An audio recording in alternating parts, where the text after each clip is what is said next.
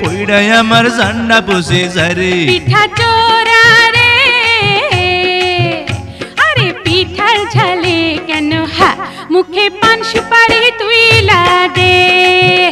আরে কেমন তোমার বাহাদুরি খবর গেছি পাইয়া